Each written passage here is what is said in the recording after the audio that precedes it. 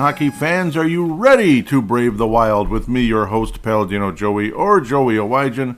Brave the Wild is available on all of your favorite podcasting apps and, of course, also on the Hockey Podcast Network. I thank each and every one of you once and always for downloading and listening to the show. And, of course, Dylan and Kyle, thank you so much for having me on board the Hockey Podcast Network. It's a great pleasure to be back on board with you once again today. The Minnesota Wild under John Hynes continue a flurry of wonderful play. 3-0 again this past week, now 11-3 under John Hynes as the head coach of the Minnesota Wild.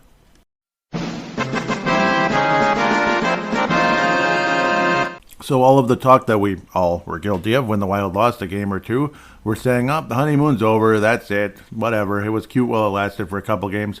Well, it does look more like a sustained good period of play here. It does look more sustained here, especially when you're seeing positive trends in so many different areas. And, there is definitely a change in approach where maybe like a young guy makes a mistake. He doesn't basically get sat down for veterans, the same old veterans that we've been keeping around for way too long, that type of deal. So that's the good news. And also not being afraid to shuffle lines a little bit as well. Again, not just for the sake of punishing a young guy, but just to kind of go with what might work.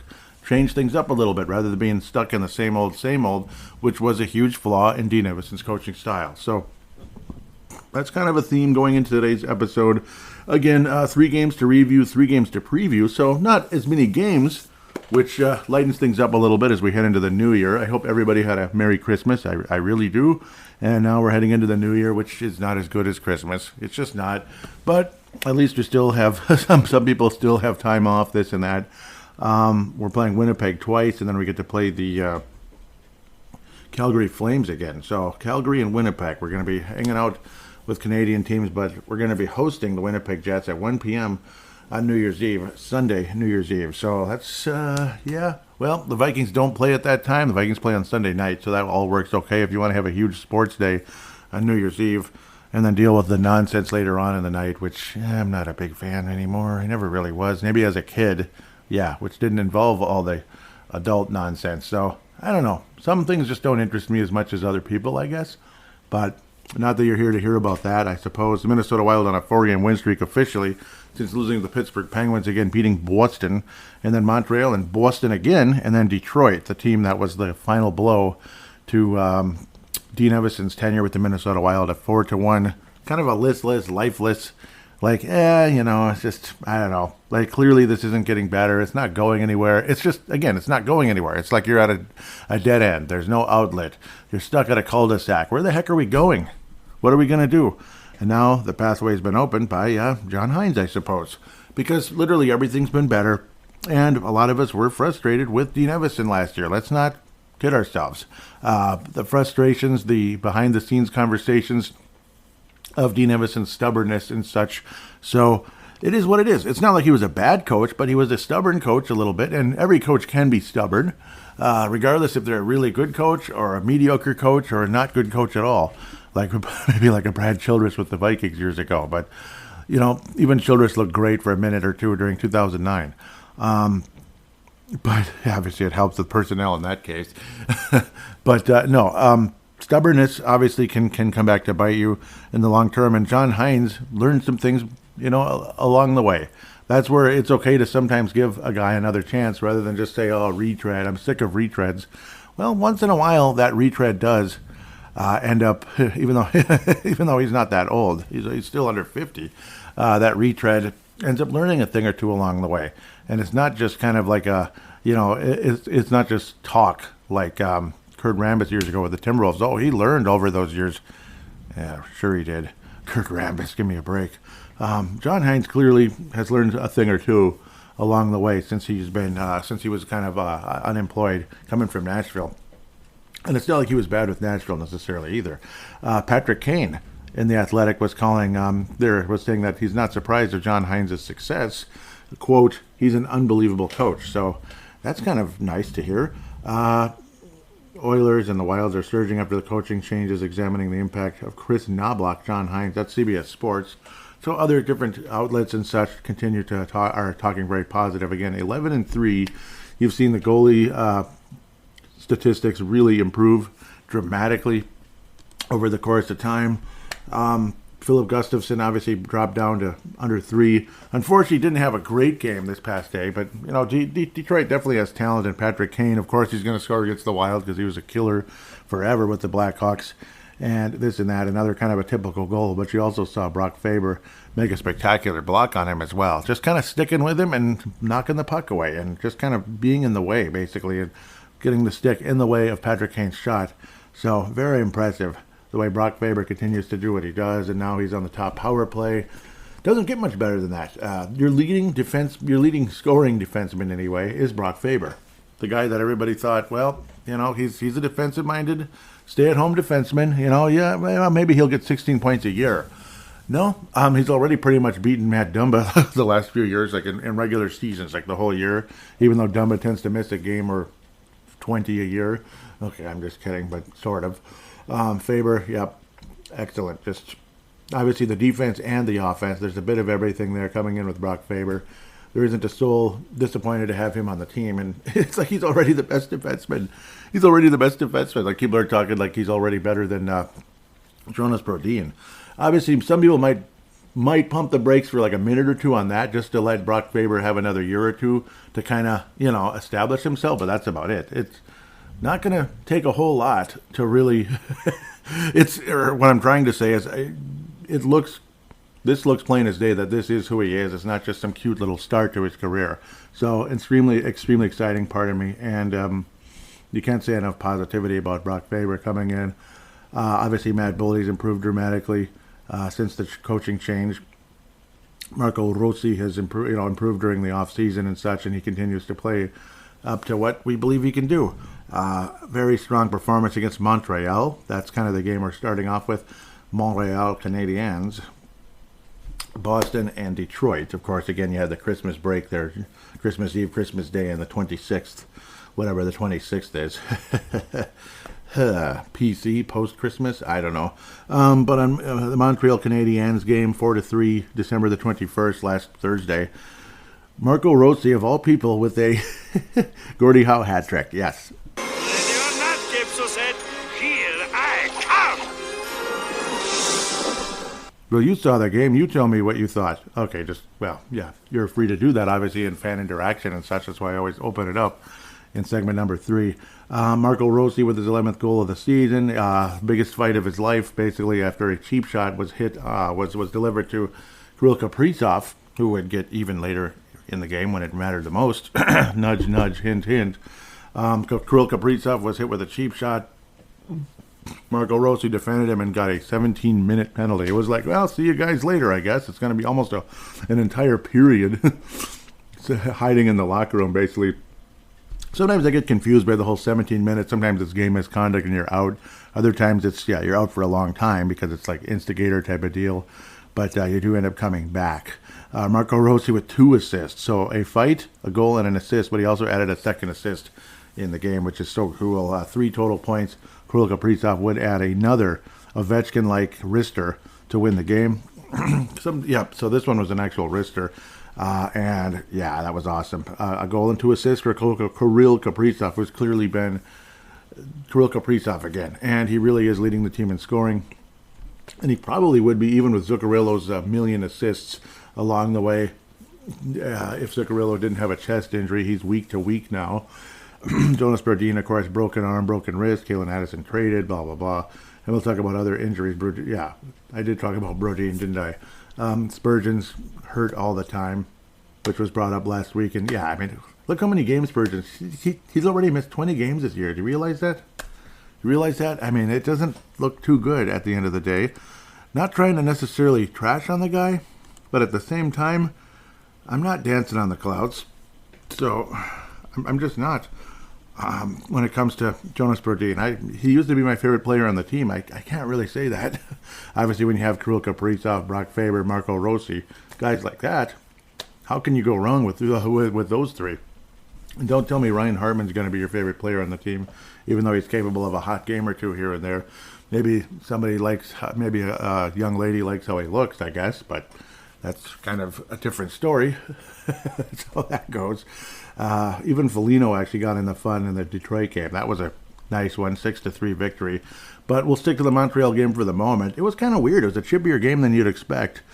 But I suppose even in Montreal, it's obviously not the old days where they were a tough defensive team, but an insanely efficient offensive team with great defense and insane goaltending. Ken Dryden back in their glory years, which were obviously a long, long time ago, unfortunately. But Montreal has taken on all kinds of identities since then. Right now, kind of sort of gritty, but also, again, there's some smaller players that score goals, like Cole Caulfield, or provide points, Nick Suzuki and such. So it's kind of a mix of grit and skill and finesse and such in Montreal. This was a bit more of a grit, kind of frustrating back and forth for performance.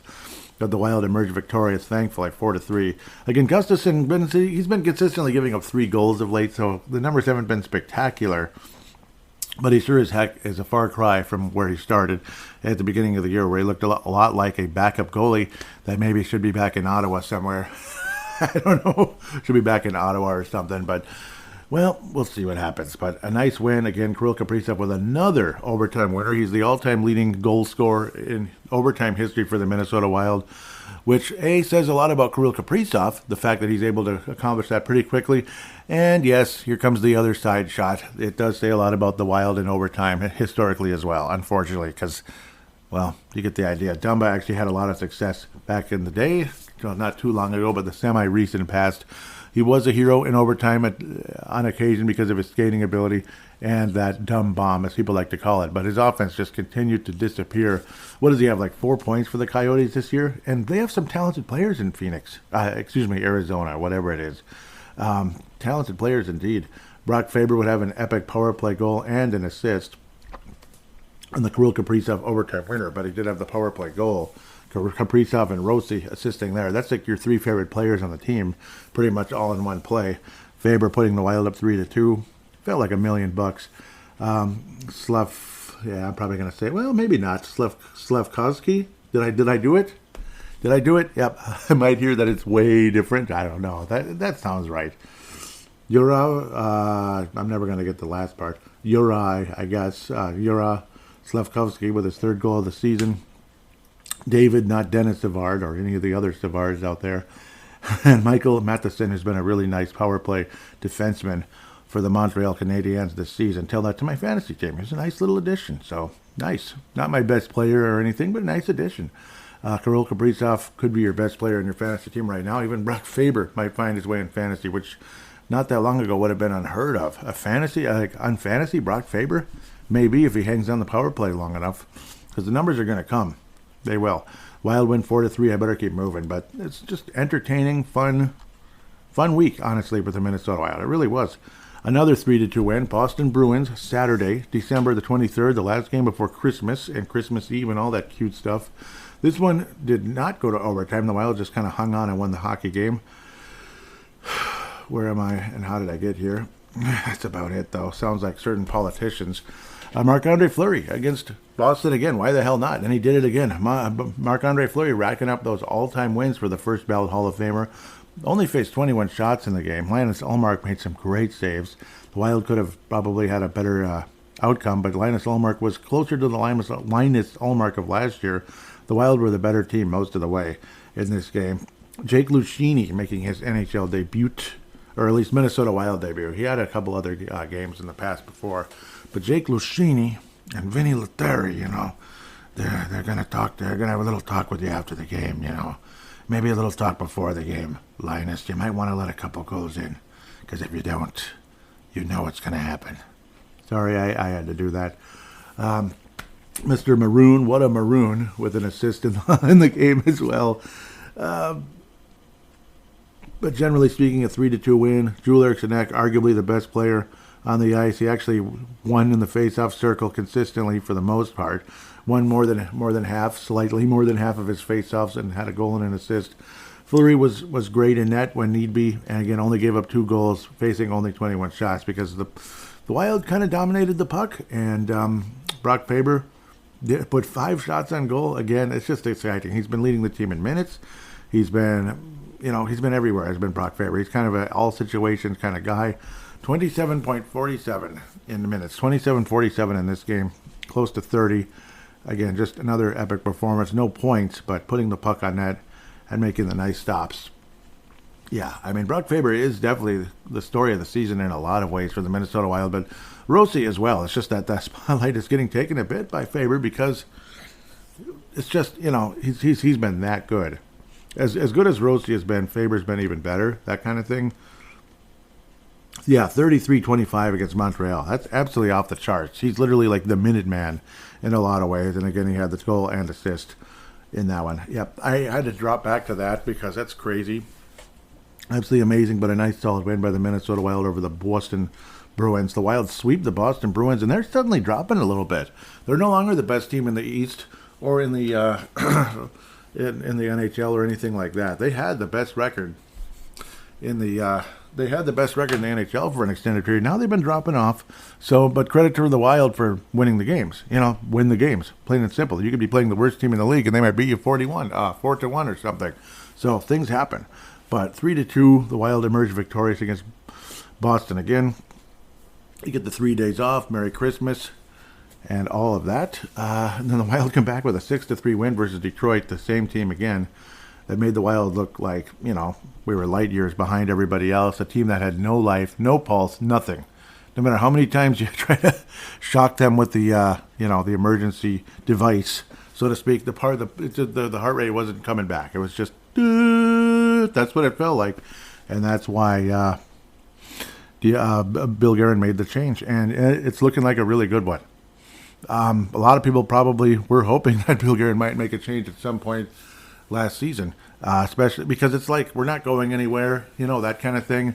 That might seem demanding and that might seem a little harsh because what an amazing regular season it was. It was a successful regular season considering, the salary cap situation and the 9 billion injuries that we have every year, but so does everybody else. Everybody else has injuries. It's just we seem to have the most convenient ones at the most inconvenient time, if you know what I'm getting at. Convenient for the other team at the end of the day. 6-3 win, though, against Detroit. A completely different Wild team against, honestly, a Detroit team that's different as well. They have Patrick Kane now, which you'd think would make them better, but I don't know. Detroit hasn't been so hot of late. They're out of the playoffs. The Wild are too, but we're not nearly as out of the playoffs as we were just a few weeks ago. Again, well, several weeks now since Dean Emerson was let go and all of that. So it's the Wild are really, really close at this stage. I think we're like just a couple points out of the wild card position. The division leader situation still pretty strong, but again, the Detroit game, very solid. The Wild officially are still 7th place in the division, but we're just a few points behind multiple teams here, St. Louis, Nashville, and Arizona, which is, again, who we'd be competing against to make the postseason. Vancouver has the most points in the Western Conference. Vegas, who's struggled a little bit lately, they've kind of come back down to earth, but who's to say they can't go back and win a back-to-back Stanley Cup? Of course they can. Detroit is, we actually have the same point total, but they're further out of their wild card over there in the Eastern Conference. The Wild are 2 points behind Nashville, which is the second wild card. They're only 19-16 as Nashville, and the Wild have, are you ready? Anyone? 2 games in hand versus Nashville. 1 point behind St. Louis, and we are 2 points also behind Arizona. We have 1 game in hand versus them. The LA Kings have 2 games in hand versus us even, and they're way up there, 44 points, 27-4. So, interesting. Of course, that's a different division, but still, Wild are 8 points behind Dallas, Winnipeg, 9 points behind Colorado, if any hopes to be a division leader or a division champion down the stretch. Because right now, if you're a division leader, you're right in play for division champion as well, because it's just 1 point separating Colorado, Winnipeg, and the Dallas Stars. Yes, Winnipeg, man, 1 year they're way out. They're down there with where Seattle is right now. And then the next year, they're, back up one of the best teams in the Western Conference. Winnipeg's weird that way, like injuries and such. It's amazing how things can change so quickly with certain teams. Again, nice solid win versus the Detroit Red Wings. Kind of, I don't know, it was a little bit on the messy side, but Kirill Kaprizov again, now getting his 13th goal. No game winner or anything, but Dakota Mermit's back in the lineup, which a lot of us are happy about because of, there's certain other players, but they still seem to find their way in the lineup anyway because so many injuries. There's almost nothing you can do. It's very strange. But that's kind of how that's going. Yeah, Dakota Mermis. I'm like, where is he? What the heck? So, yeah, Goligoski and Merrill still out there, unfortunately, but they're paired with different players. Marilyn Mermis rolls right off your tongue. Bogosian and Goligoski. Bogosian, obviously, solid defenseman. Got his second assist of the Wild so far since coming here. Again, more of a stay-at-home, physical, tough, old veteran guy. Big, burly guy. Faber and Middleton are the main dudes. And, of course, again, another assist for Jake Middleton, getting the puck ultimately to Matt Boldy for yet another goal. Again, he's been on fire, has been Matt Boldy, to get things kind of rolling for the Minnesota Wild with his 10th goal of the season. At the end of the day, Kirill Kaprizov's 20th assist, Julian Erkenek's 10th. Kirill Kaprizov, another multi-point game, 1 goal, 1 assist. It's kind of like getting a straight in poker. It's like, it's good. It's not spectacular, but it's good. Marcus Johansson had maybe closer to a flush, 2 goals, an assist, and 3 total points. His best game of the year by far for the Minnesota Wild. Looked absolutely awesome, actually. Again, delivering the puck.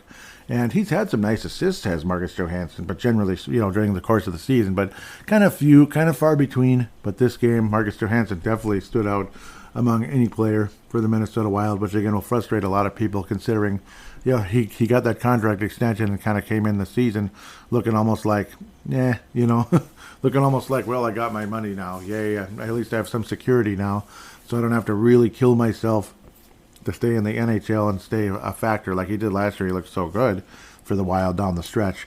But this year, at least this particular game, finally showed up and looked like the player a lot of us hoped he would be.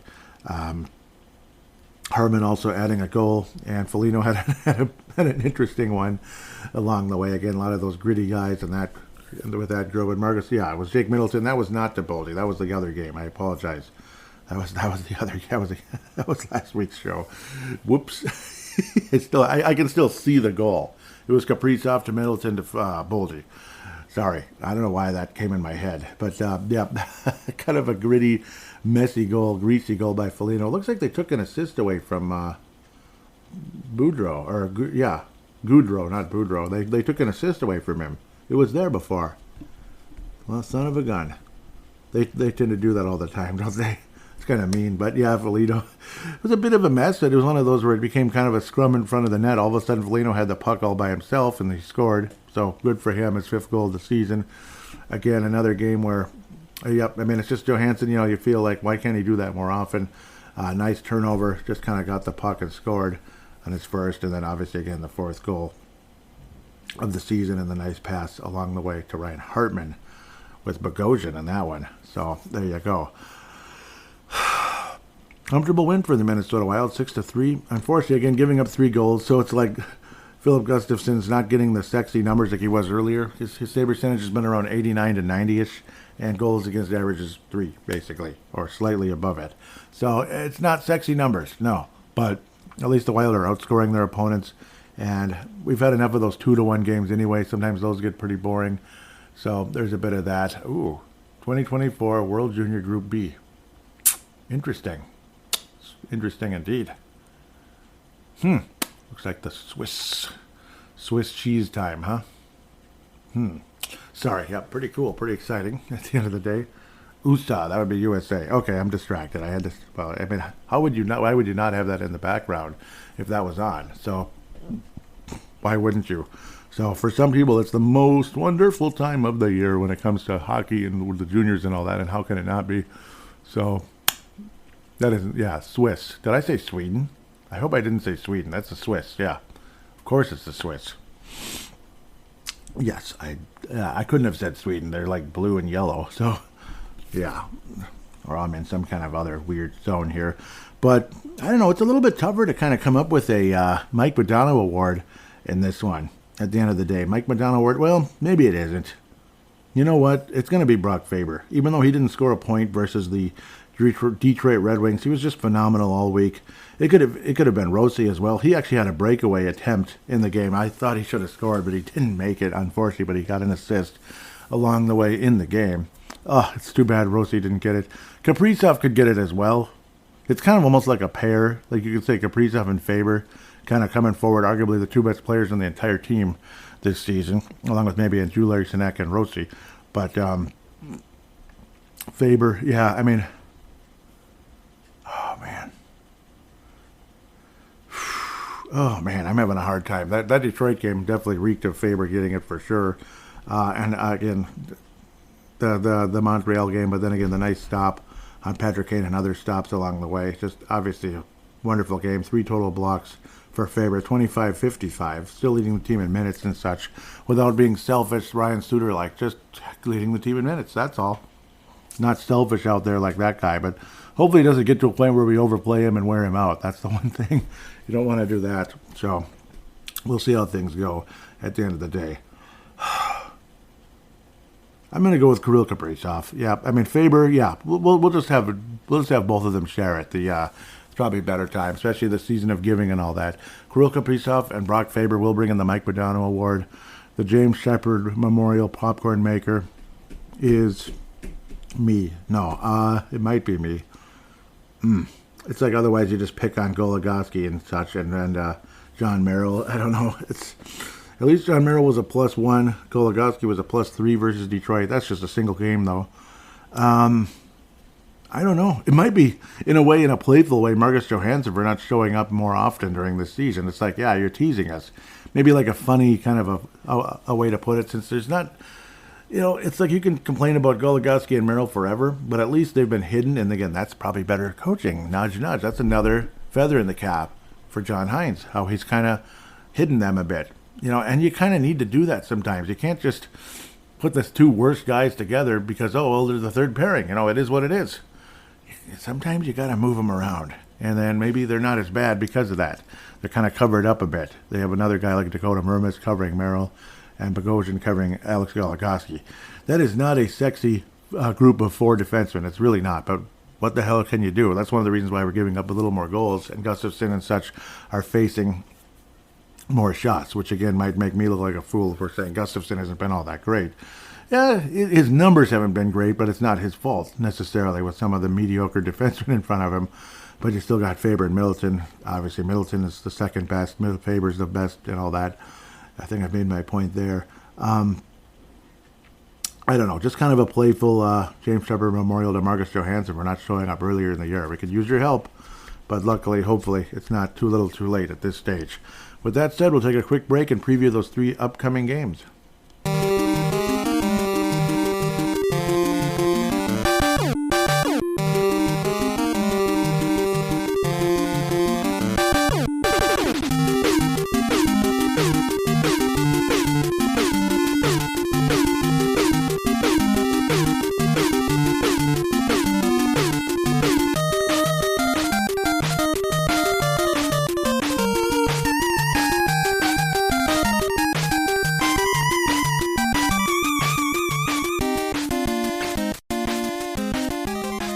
And we are back here on Brave the Wild, segment number 2, time to preview things.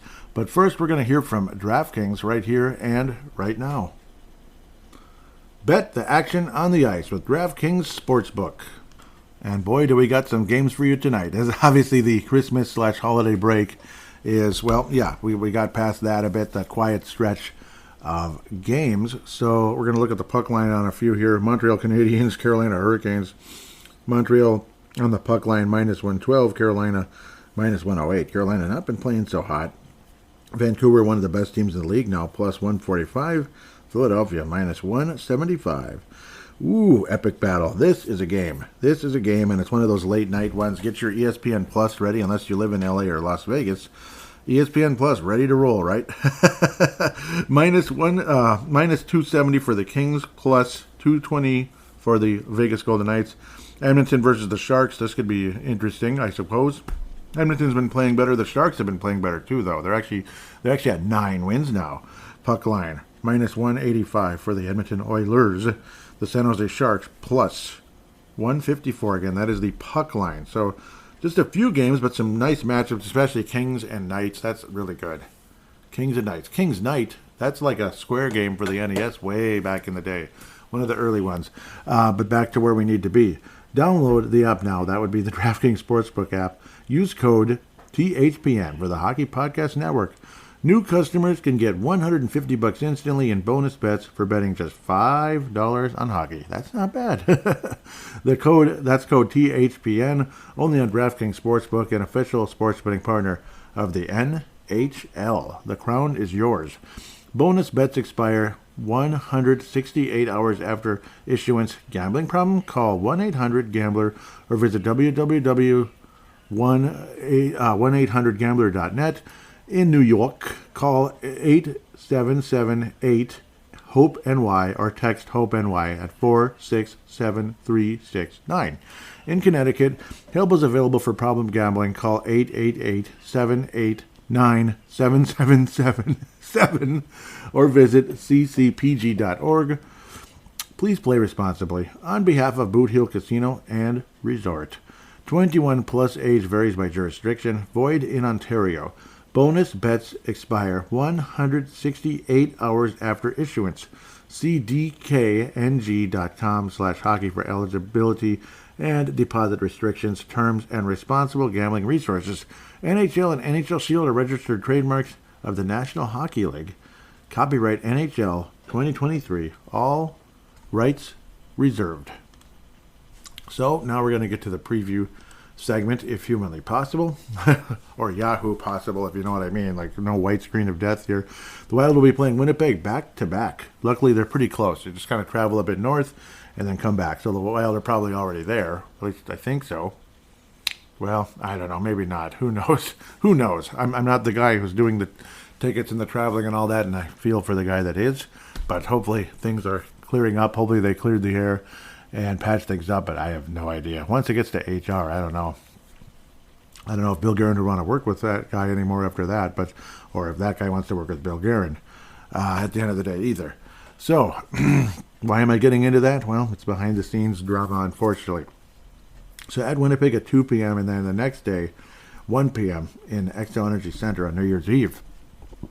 So on New Year's Eve, the Wild will play the Jets. Again, we'll play the Jets twice, as you know. So that kind of simplifies things. It's a 4-game season series. We'll be 2 games in when we're done here. And then Tuesday, February 20th in Winnipeg at 7 p.m. Saturday, a matinee at 3 p.m. on April 6th, when things might be starting to green up, depending on what kind of spring we're looking at. Xcel Energy Center. Winnipeg is 3-2 in their last 5. An impressive 6-2 win over Colorado, 5-1 over Boston. Wow. But then losing to the crappy Blackhawks after a 5-game break. Well, that tells you something, because you're like, we're just coming back after break, and then, it's just the Blackhawks. Well, yeah, listless, huh? Yuck. That's okay, though. Hopefully they do that with us, too. Wild 4-1 in our last 5, recently losing to Pittsburgh 4 games ago. So, Winnipeg Jets. Where's the information here? There's no talk about injuries? You can't tell me nobody's hurt. That's obviously not true. Oh, that's dumb. It's not saying anything. Come on now. Tell me this is a mistake, right? There we go. That's better. The old refresh button. Matt Zuccarello, week to week, injured reserve for the chest. Jared Spurgeon out for Detroit, and it's just like, oh, he's going to come back. He's going to come back. Yeah, sure he is. Well, he's out for Detroit. Jonas Brodin, the broken arm or wrist, of course, back on December the 9th. As for the Winnipeg Jets in the 2 games here, David Gustafson, not Derek Gustafson or Philip Gustafson, David Gustafson, center, lower body, December 27th. Kyle Connor, important player, placed in injured reserve as of December the 10th. And Rasmus Koperi, injured reserve, out 4 to 6 weeks as of pre-Thanksgiving. So he might be coming back in a little bit here. We'll see, but probably not against our Minnesota Wild. Wild are 18th in goals, Winnipeg 13th. Goals against the Wild are 13th, Winnipeg segunda, or should I say second. It's pretty good. They've allowed 21 less goals than the Wild. So, interesting. Power play, the Wild are 21st, Winnipeg is 23rd. Penalty kill, very interesting, as we might say in Minnesota, 31st. Winnipeg's is 26th. That'd be the penalty kill. Yeah, so rock and roll. Very tough series, very pivotal. If you can split it, that's nice. If you get swept, that sucks. And if you sweep it, holy cow, there's something cool going on here. If the Wild end up sweeping this, I personally doubt it, even though the Wild had major success against Winnipeg last year, and I think even the year before. But occasionally we have like no success against this club. It's weird. It's been an up and down thing with the Winnipeg Jets in their regular seasons and in the matchup with the Minnesota Wild. Like one year they're kicking our butts. The next year they're kicking our butts. So they're kicking our butts and we're kicking their butts, if I'm saying that correctly. I'm doing a George W. Bush here, not making any sense. Sometimes maybe I'm not as quick on my feet as I should be. Connor Hellebuck, 2.35 goals against average. Save percentage of 918, pardon me. Only one shutout, but consistency. That's all that tells you, consistency. Mark Scheffel, again, 36 points total to lead the way of Les Jets. The backup goalie also is pretty good. Laurent Brosseau, I think I'm saying it correctly. 4-3 on the year, by the way. Connor Hellebuck, 16-6. But the backup number is 2.50 and no shutouts, but a save percentage of 91.1. Not bad. 12 goals by Mark Scheffel to go with his 24 assists for 36 total points. Like I said earlier, Josh Morrissey, 6 goals and 23 assists.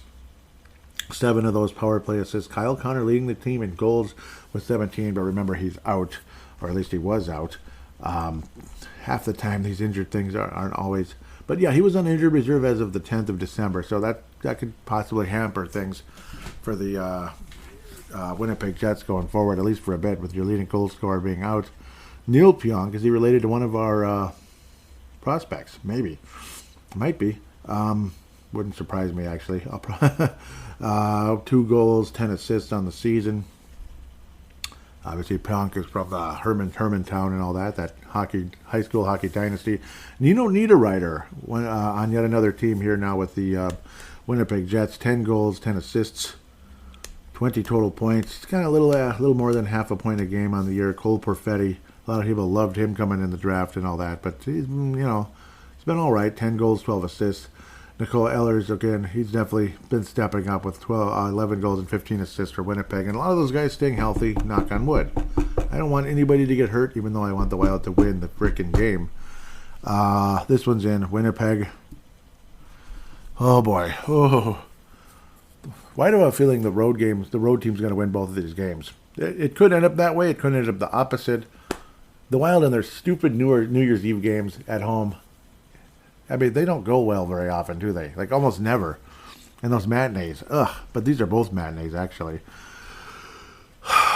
Where do we go from here, boys? Could we get swept in this series? If Dean Evison was coach and things were still kind of sucking along, we would get swept here. And a lot of us draft nuts might be, well, I'm not really a genius when it comes to the prospects, when it comes to, like, the draft, like that, because those prospects I don't know as well. I'm able to keep up with guys that are with Minnesota already in the system. Yeah, I mean, there's only so many things you can keep up with, Swiss finally scored. The USA had 3 goals real early. I think the Swiss scored. Yeah, they did, right? Yeah, whatever. Where do we go with these two? I think it's going to be a split. These are usually splits. They just are. Okay, fine. I'm gonna go with the low-hanging fruit. I think with the home teams winning both of them.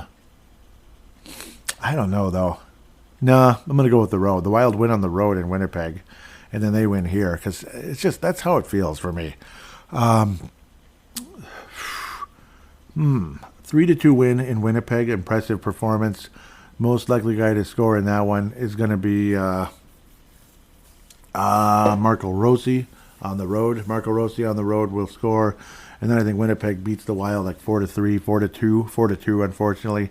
And in that one, the most likely guy to score, Kirill Kaprizov, of course.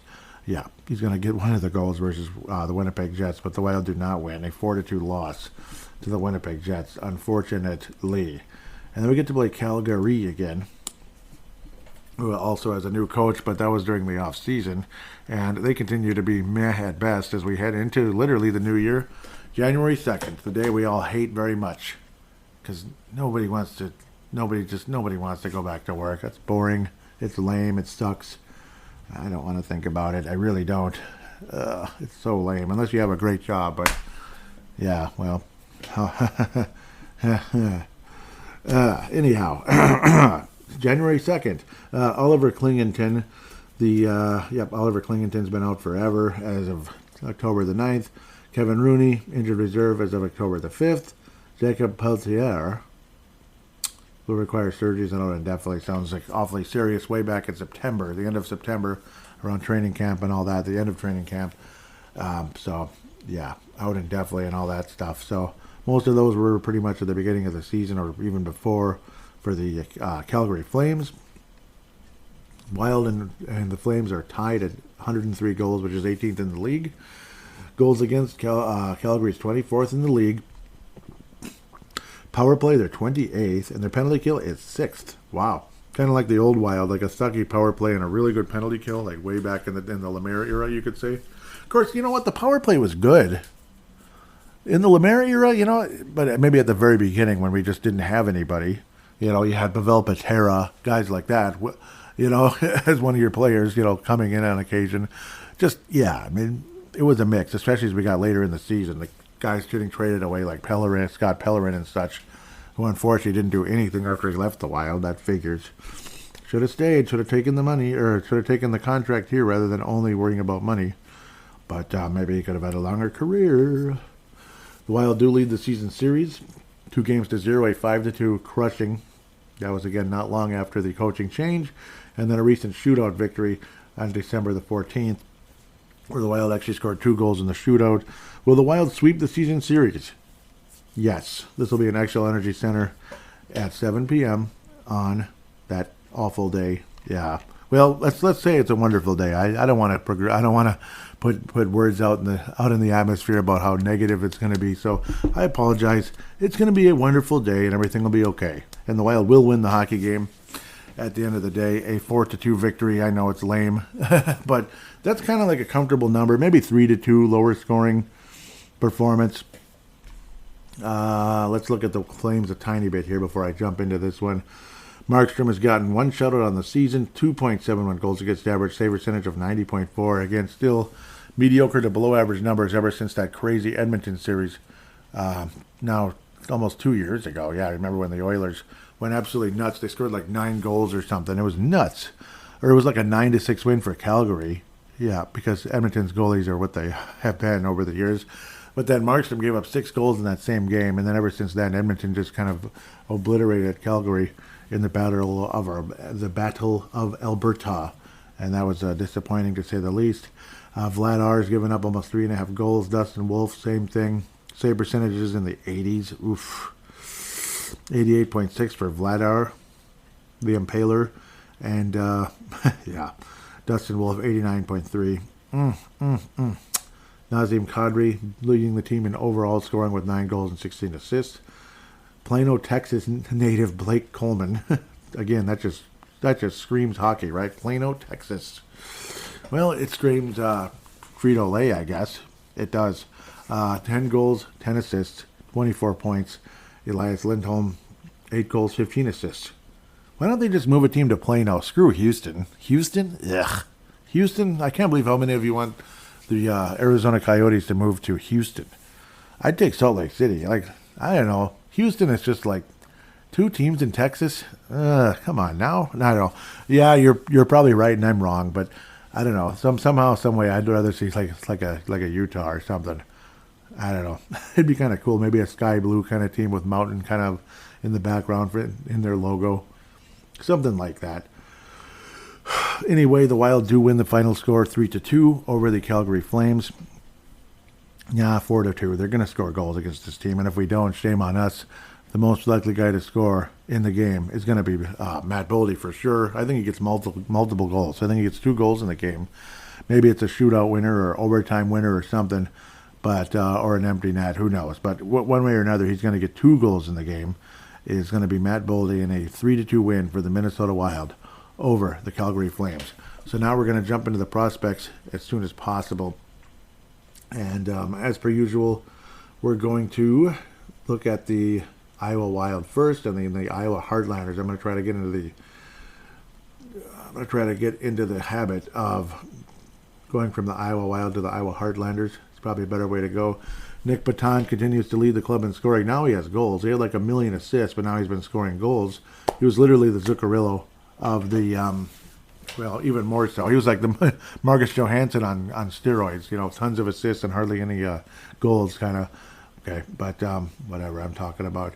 Nick Paton, yep, still kind of the Zuccarello, 9 goals, 17 assists for 26 points, over a point a game. He's a phenomenal AHL player, but a below-average NHL player, obviously. Sammy Walker has risen. He has risen, and he's been adding the assists. He was the player or prospect of the week. He's almost too old to be considered a prospect now at age 24 from Edina, Minnesota. But he's been racking up the assists and finally getting some points. He's actually ahead of Adam Beckman now. Both of them have played 26 games, 17 points for Sammy Walker. Adam Beckman now 22 years of age, only 14 points in 26 games. Yeah, I know. Carson Lambos added another assist, now 7 on the season. Ryan O'Rourke kind of still, he's kind of run-of-the-mill in Iowa. He's kind of run-of-the-mill for an AHL defenseman. Still very young at age 21, so still a chance for him to get better and better. Carson Lambos, also from Winnipeg, like as we've been talking about Winnipeg a bit here. And Winnipeg just screams New Year, doesn't it? I swear we played Winnipeg on New Year's several times. Oh my God, USA has 4 goals now? We're just killing them, aren't we? Huh. Gotta just look up and see it. Caden Bankier continuing to be a nice player since coming back from the injury at the beginning of the year there. In 7 games, 2 goals, 2 assists. Just continuing to be a factor, and that's wonderful news. Derek Frelska also very, very, he's been happy with what he's been seeing out of Caden Bankier, and I agree. It's wonderful to see Spacek. He'll flash, he'll show signs. Doesn't really get the points yet, not really getting on the scoreboard, but he looks like probably he looks like a better prospect than you might see on paper, basically, if that makes any sense. Simon Johansson, he's probably one of those guys. He's, I wouldn't be surprised if he might end up being, how we're dying for decent third pairing defensemen. That might be Simon Johansson. Maybe I'm talking, maybe I'm putting my foot in my mouth when I say this, but no, Simon Johansson, how third pair defense, when you think about Carson Lambos, he's not a third pair defenseman. Like maybe he'd start there for a little bit, but you're hoping for him to be in like the top 4 or something. You're hoping. Maybe not top 2, but top 4. Ryan O'Rourke, maybe he's kind of a third pair too. Maybe. It might be relatively disappointing considering you took him a little higher than you're thinking, but Lambos, I think, is a top 4. But Simon Johansson, I think, is a perfect fit, potentially. If he can keep up with the NHL, his skill level can match the NHL, he might be that third pair that the Wild need in a lot of ways without having to hit the free agent market. And then it's some guy that's like old, or he's really like shouldn't even be in the NHL, like a John Merrill, those kind of signings that can drive you nuts. Simon Johansson might be that, might be that guy. Like how Brandon Duhaime hung on for a while and wound up being a nice bottom 6 dude for the Minnesota Wild. Brandon Duhaime, worked his ass off to make the NHL and is stuck, and all that. Maybe Simon Johansson is going to make it to the NHL one day as a third pair defenseman, and that could be soon. As soon as we get rid of, like say like a Goligoski or Merrill, because that's 2 potential spots right there. Maybe Mermis is the other one, like he stays there, that type of thing. But because these prospects, you're hoping they're going to be better than third pair, like the Lamboses and such. So you might want to look at it that way. Possibly a Simon Johansson at some point. Of course, he's more experienced than Carson Lambos as well. He's kind of ahead of the curve a little bit. The -14 might be a little deceiving considering he's been pretty good. So that might be someone to, maybe. I might hear like, what's Joey talking about? I don't know, but make your own decision how you feel about what I just said. But maybe. Jesper Valsteed, so you're learning something from me, I guess, supposedly. Unless you heard Russo say it. Yeah, I know, I'm just parroting Russo, but, I guess it's the way you pronounce it now. 2.43 goals against average, 11-7, 2 shutouts. Unfortunately, the numbers have dropped. What was he at, like 191, like about a month ago? So that sucks. Yeah, it's 94 save percentage, now it's 92.2, so I don't know. They're okay. They're winning games, they're losing games. Zane McIntyre finally came out of the doldrums of AHL hell, basically, and his goals against average is now 3.49. He finally won a game, the poor dude. Had a really nice performance. But I don't think that was this past week. I get confused because there's just so many games going on. But the Iowa Wild kind of hanging in there, kind of like Minnesota, basically. So now we're going to look at the Iowa Heartlanders, or at least I would like to.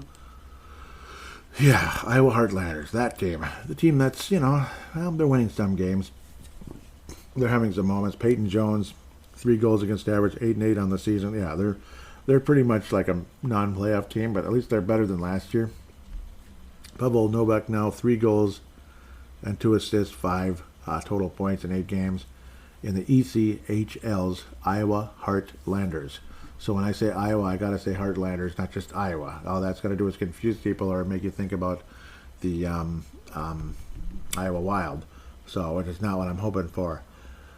There was a name that was brought up with Derek this past week, but I'm not seeing. There he is. No, that's not him. Where'd he go? So gotta click around. I apologize. Kind of what's going on? I just love white screens. Kajkovic, right? So Kajkovic. So when I was like Kajkovic, no, Kajkovic. So I apologize, Kajkovic. Thank you, Derek, for the pronunciation on that one. That's a tough one. Safe to say that's a tough one. Yeah, that is him, Maxim Kajkovic. Yep, he was called up from the Heartlanders to the Iowa Wild. So from the Heartlanders to the Wild when it came to Iowa. 10 goals, 5 assists in the ECHL. And, yep, he's on off to a good start. He's only 22 years of age. He was a third-round pick by the Tampa Bay Lightning in 2019, so the Wild acquired him along the way.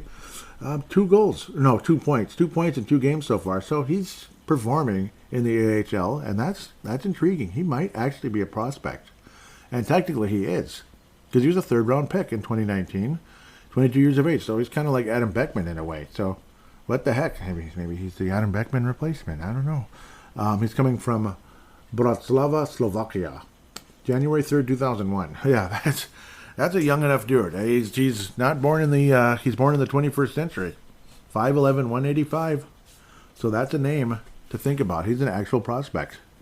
Maybe he didn't start off so great. Spending time in the ECHL. Yeah, most of his time has been in the ECHL, but it looks like he has officially graduated. Yeah, the Syracuse Crunch 2 years ago, 20 games, only 6 points. But we'll see if he's officially graduated now to at least being a really good AHL player. Because he had become, over time, an excellent ECHL player. Looked like he worked his butt off in the offseason and is a better player now. For the shaved head Kajkovic. I think I'm saying it right. I just want to make sure again. Yeah, Kajkovic. Cool name, actually. Cool. Yes. Now we're going to move to the other prospects in Europe and such. Marat Tuznadinov, and we get all this stuff popping up as usual. Thank you so much. Marat Tuznadinov. Yep. Yeah, 25 games, 11 points. So, yeah. In Sochi, 5 goals, 6 assists for Huznadinov. Who is Nadinov anyway? Okay, that wasn't funny, I know. I had to do it. I'm sorry. Liam Ugren, the captain of his Swedish team. And yes, obviously they're Swiss and Sweden are completely different. Yeah. Like their uniforms are like polar opposites. So far, in the international junior end of that, World Junior Classic, he has 1 assist so far in 1 game, and the under-20 International Junior 1 assist in 2 games. But there's that. Swedish Hockey League, 2 goals in 5 games. So at least he's got an assist so far for the World Junior Classic, and he is the C. He is the captain of that club. Danila Yurov, sounds like the deadline passed on his contract extension, potentially, to sign a contract with the KHL, so that's delayed until April. It doesn't sound like there's any real fear, though, that we're not going to get him, but that he does want to stay at least 1 more year in the KHL. Hopefully, this doesn't mess things up and make it hard, so we're going to have to wait and see how that goes. 27 points in 38 games for Metallurg. Yeah, just call it Metallurg, or Magnitogorsk. So, maybe I pronounced that correctly. Magnitogorsk. 12 goals, 15 assists, 27 points in 38 games. He is not in the World Junior Classic. Interesting. Why not, damn it? I don't know. He's just not, I guess. And that kind of sucks. So, yeah. We're going to move on. Interesting, though. I'd like to learn new things, like that Kajkovic. That was cool. So, yeah, nice to see. Nice to see him actually, playing pretty well. Damon Hunt's been up with Minnesota, not been scoring points, really, but he did get an assist last week. That would be Damon Hunt. Again, he's a fairly significant prospect for the Minnesota Wild, the farthest along defenseman in the so far in the draft in the 2020s. So, since the 2020s and beyond. So, so we already looked at those guys. Nate Benoit for North Dakota. Yep, still 7 games. Either missing time or whatever the heck the case is. Kyle Mostas is with Iowa. 12 games, three assists. Shows promise, but, he's young. He's just getting started. Jack Pert with the St. Cloud State Huskies. 1 goal, 3 assists, 16 games. 2 words. Christmas break. Lambos, Volsteats, we already talked about those guys. Petrosky, he has actually been, he actually is in the World Junior Classics, and yeah, well, we're going to look at that in a second here. I apologize, have these back and forth. I apologize. But at least he is there. So somebody has to be there, right? So outside of Ogren. Yeah, I can't believe you're off, but I guess that's how that goes. Sergak Pestrosky. Yeah, he's been performing very well for Slovakia. In 2 games, 3 goals, 1 assist. Glad I came back to this. For the Owen Sound attack, it's the same because they're not playing right now with this World Junior Classic going on. 2 games, 3 goals, 1 assist, 4 points in just 2 games. So awesome start for him. And I remember hearing that. That's why it's like I better backtrack. I remember seeing something like that. It's really good, really good start for him. And indeed, no doubt about that. Healy of Harvard, 9 games, 6 total points, 2 goals, 4 assists again, Christmas break. Yeah, but it's just kind of updating with, anyway, in case you missed the last show or something. Milne out for the year, regular ends, Denver, Christmas break, but again, ahead of last year's pace, big time. Not giant step, but a significant step forward. 18 games, 12 total points, 6 goals, 6 assists. And again, Christmas break, like I said, 50 times. Hunter Hates, this would be junior's break. But, yeah, Saginaw Spirit, 30 games, 38 points, 14 goals, 24 assists for Hunter Haight. Coming in of Ontario there. JC, Jimmy Clark of the University of Minnesota, 18 games, 4 goals, 3 assists, 7 points. Playing in the bottom 6, but occasionally getting a little extra action and such, power play and such. But not too much yet. We'll see how Jimmy Clark ends up developing. He's an interesting 7th round pick by the Minnesota Wild. Kalen Parker with the Moose Jaw Warriors, putting up the nice numbers, or offensive defenseman, at least getting assists, 2 goals, 14 points, kind of like Brock Faber there, right at 16 in 29 games for the Moose Jaw Warriors. Kalen Parker, 6th round pick for Minnesota back in June or July or whatever it was. Aaron Plunk, again, Hermantown, Duluth, and all that cool stuff. 1 goal, 9 assists, 10 total points, and again, a couple years ahead of the curve of some freshmen in college. Riley Height, the king of the Wild prospects. Yep, again, like a break type of situation. 32 games, 64 points, right at 2 points a game. 18 goals and 46 assists. Again, will he translate to the next level? I hope he does. Beckman looked awfully damn good in the WHL, and such. Eventually, Connor DeWord did translate to the NHL, but as a bottom 6, a really good bottom 6. But sometimes in and out when it comes to offensive numbers. So there is that conversation. In and out. It's not like he's this consistent scoring guy, but at the same time, he needed a bigger role, or like his current role being, enhanced a tiny bit, like more minutes for the 4th line and such with the coaching change, and I think it's helped in so many ways. I think John Hynes is a, dare I say, better coach. Is it okay to say it, or is that sacrilegious? Kumpalainen missed their point a game there, but in the juniors. 27 and 27, but again, they're on break. Kumpalainen, they added his picture finally. 6'2", 200, defensive-minded, but kind of a balanced center there. bigger guy, kind of like Koivu, sort of. Charlie Stramel stuck at 5 points now, but it's better than nothing. Better than nothing for the poofy-haired Charlie Stramel. 12 games, again, Christmas break. 2 goals, 3 assists, and 5 points for Christmas breaking Charlie, wearing his red there for Christmas, not for Wisconsin or anything. Okay, it's for Wisconsin, I had to say it. But that wraps up the prospect conversation. Again, it's just Petrovsky. He's been a bit of an overachiever for the most part. He's a point-a-game player in the OHL. Took a step forward this year. Not a huge step, but looking really good in WJC. So really encouraging for him. We'll see how things turn out. But coming out of Slovakia, Vele Saris, Slovakia. And, the other Slovakia that we talked about earlier. Kajkovic. Yep, Kajkovic. I mean, you look at it, you just never get it right unless someone tells you, or you look it up or something, and I apologize that I may not have looked it up. I apologize. With that said, we're going to take a quick break and come back for an epic, fun fan interaction segment, as we all love it indeed.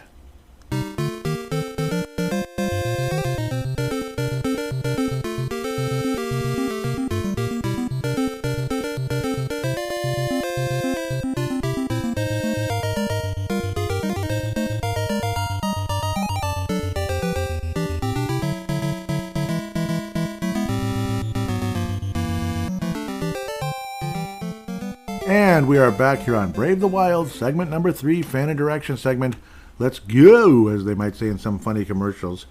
Again, Merry Christmas and Happy New Year, everybody. Jay Bushy opening things up here in the fan interaction segment. And yeah, here we go. Are we starting to see the Kirill before the injury? Yeah, yep, I would say so. I would say something clicked, and it's amazing timing, which again, I can imagine Dean Evason is like, really, that figures? Yes, it does figure.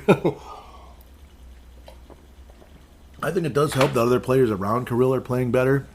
You know what might also have helped a little bit? Maybe the injury to Zuccarello may have helped a little bit too, because it's kind of like get out of the nest, go. You know, sometimes you have to get out of your dang nest, get out of your comfort zone. That might have had something to do with it. In fact, I wouldn't doubt it. I mean, you know, it's kind of a combination of Dean Evason and Zuccarello type of thing, possibly. I don't know, like something, like too much of a comfort zone. Everyone's comfortable with this, comfortable with that. Maybe bring in a coach that makes things slightly less comfortable. And then, well, gee, everything's better now. Like occasionally you do have to do that. You do have to be a little less comfortable. Like maybe take a freezing cold shower in the morning and, whoa, all of a sudden my immune system's stronger. Nudge, nudge. That's a hint out there. But it is kind of like that. It's not comfortable. But you come out feeling better. It might suck and like, I don't want to do this, and oh my God, I can't take it. I feel better. Yeah, interesting, isn't it? So it might be kind of similar to that. Like putting Kirill Kaprizov in a freezing cold shower. Yeah, with the, no Zuccarello. It's not the end of the world, is it? It's not the end of the world. Yeah, getting chemistry with Boldy, chemistry with Jules Eriksson. So chemistry with Rossi actually is more like it, but Jules Eriksson as well on occasion. It's pretty cool. So the Derek Felska lightning round returns with 3 questions. It's a bit less this week. Obviously, I think people are just more busy, more stuff going on, that type of thing. But here is the lightning round. Or he's like, hey, I post a lot. You only give me this many. I'm going to give you... No, I don't know. But yeah, they actually didn't do a show this past week. They stepped away, which is understandable. So here we go. Oh, there's that guy. Derek Felska, Western Wisconsin. Crease assist with Teresa Ferries and Kalisha Townsville. Awesome show. Awesome show. Keep your eye out for that one. If you haven't subscribed to it yet, please do.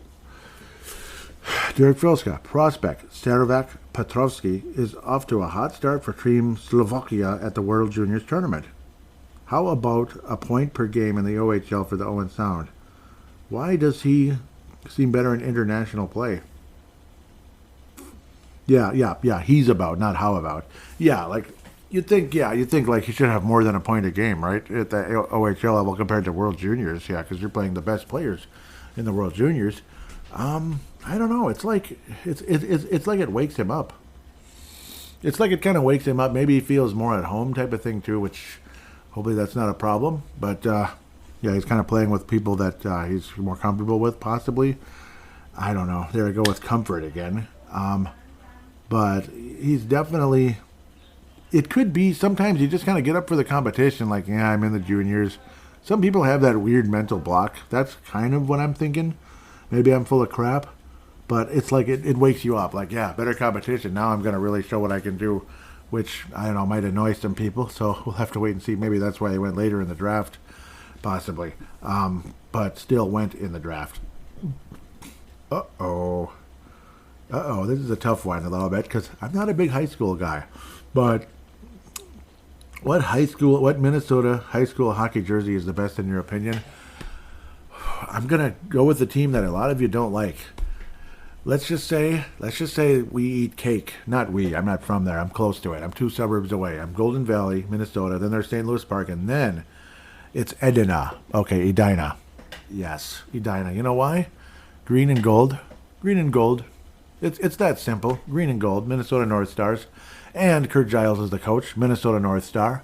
Yep. So, I like Edina. Oh, careful. I'm sorry. Please don't hit me with your stick. I like Edina. I know. I do. I have to like somebody. Here we go. Emin Johan says that's easy. CH Puck Squad. That would be Cathedral Hockey. Okay, cool. Those are really good, actually. Those are really good. Well, they kind of look like Sweden, too, which is okay. Like a reverse Sweden, yellow and blue. Nothing wrong with that, Emin Johan. I believe Jay Bushy also responded with Benilde St. Margaret's. Yeah, I like Benilde's too, just fine. It's a cool location too. It's very close to where I live, actually. Just south on 100, just a tiny bit. Benilde St. Margaret's. So, yep, because I live pretty close to Highway 100 here in Golden Valley, Minnesota. Duluth Street area, basically. So, yeah, pretty much go right to 100, and then, you know, I'm not on Duluth Street, but I'm close to it. But then you go to, just drive past Lunds and Byerly's, get to Highway 100, go south a tiny bit, and you're Benilde St. Margaret's before you know it. Derek Felska, question number 3 says, knock on wood, the Minnesota Wild don't seem to be missing number 46 or 36 too much these last 3 games. No, they don't. I agree. Does it prove that some of the extensions were not necessary? Yes, yeah, absolutely. I think so. And I get the feeling Derek is like, I get the feeling Derek feels exactly that way, and I do too. Jennifer Adam, welcome to the show. Nice to hear from you. She says, interesting question you pose. And I think it's an interesting question too, because you know what? Yeah, it's a good point. That's a darn good point. And yep. Yeah, Emin Johan was responding to Tom Hayen with the BSM, Benilde St. Margaret. Yep. The Red Knights, Emin Johan says that's nice, but so I believe those are both Catholic schools. That's might be why they're kind of not liking each other too much there. That's nice, but yep.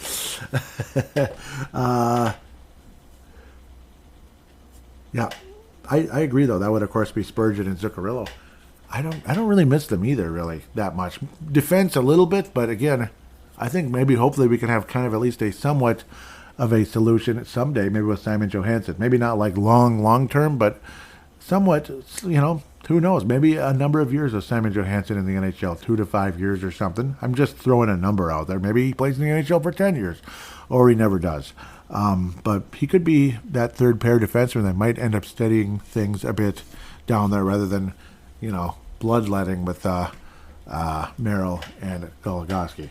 So Spurgeon, he's not healthy enough. He's not consistent enough anymore. He's talented, but I don't know. Something's missing. Something's really missing. And Zuccarello, again, the cold shower type of deal, the freezing cold shower, not just cold shower for Kirill Kaprizov. It's a little bit out of the comfort zone, but then, whoa, you end up feeling better at the end. And funny, Kaprizov does feel better, doesn't he? Brian Herrera wraps up this New Year's, you could say, edition of Brave the Wild, asking, are you feeling that this team is overachieving since the bench boss took over? Overachieving, but also maybe not even overachieving, but I think he's making some good moves, and I like that we're switching players around. Holy crap, Jimmy Snuggerud had a hat trick in the first period, and he's not with the. Yeah, bummer. he's not with the Wild. No, that sucks. But yeah, Snuggerud 3 goals, impressive, man. Kind of a familiar name around here, isn't he? That was Snuggerud. Yeah, I feel like an idiot, but, well, it's because I'm not, I'm paying attention to the show more. So, anyhow, the team is definitely different. Definitely different. 11-3 compared to 5-10 and all that. That was awful. Damn, Snuggerud with a hat trick. That's awesome. But, yeah, I mean, it's like, I think he's pushing some good buttons here. It's not like he's this magic coach, because there's no such thing. But he is pushing a lot of the right buttons. And again, moving players around, like the defensemen, shuffling them around. So it's not like, you have Merrill and Goligoski. Oh, we want them to have the least amount of minutes. You might want that, but at the same time, protect them. You know what I mean? Hide them, so to speak, as they say. By putting them with like a better defenseman to kind of, again, hide their deficiencies, because that's where we got to go for now. Otherwise, one of them eventually will get scratched if you-know-who, number 46, ever is able to stay healthy. Get healthy and stay healthy. That would be nice. Now a dog conversation. Huskies or German Shepherds? Interesting. I've always been a cat person, so I'll say Bombay cats over Maine Coons. Okay, I'm just kidding. Huskies or German Shepherds? German Shepherds are awesome, powerful dogs. But Huskies are kind of like calmer and prettier. I don't know. I kind of think if I had to pick, I'll say a Husky. Just because they're not as like intimidating, I guess. Even though a German Shepherd would be a nice, powerful dog to have as an ally. No doubt about it. But I was bit by a very large, huge German Shepherd when I was, I don't know, 11, 12-ish, somewhere around there. I mean, we're talking, it looked like a wolf chomping my leg, and that was scary. So that's the one thing that I might talk about when it comes to German Shepherds. They're kind of intimidating. It was a neighbor dog that was literally like a killer dog way back in the 80s, so pretty scary. And it was like the super early 90s. Yeah, he chomped my leg, and it was really scary. I can't remember, about 90-ish, somewhere around there. But, yeah, so I've always been a little bit scared of German Shepherds, even though they would be a powerful ally. So I will say Husky. Beautiful dogs. Beautiful. Gorgeous. That will be my choice. With that said, thank you very much for listening to the show. Really appreciate all of you for interacting with me. And, it means a lot interacting with me. I hope all of you had a Merry Christmas if you celebrate it, and Happy Hanukkah, Happy Kwanzaa if you celebrate those. I also want to give shout-outs to M&W Prospects, Young Guns, great show, keeping up with the prospects. Petrovsky, guys like that, with their strong performances, Riley Height, all of that. So, again, Pavel Burnett, Justin Bakke, Brandon Quast, you guys are awesome. Again, huge shout-out to Minnesota Wild Global, Scott Cavendish, Kathy Main, David Abraham, Michael Fick, Chad Walski, huge shout-outs there. Patrick Turner for Minnesota Wild Nation, coming out of Florida there. I believe the Tampa area. So really nice always to hear from you, and thank you so much for allowing me to post, like bat signals, we could call them, on the page to say, hey, Brave the Wild's out, come check it out. So great to hear from you guys. I understand maybe there's a little tiny bit less interaction this week because of, the holiday week, Christmas, New Year's, all that. So hope all of you have a happy New Year, and we will talk to you in 2024.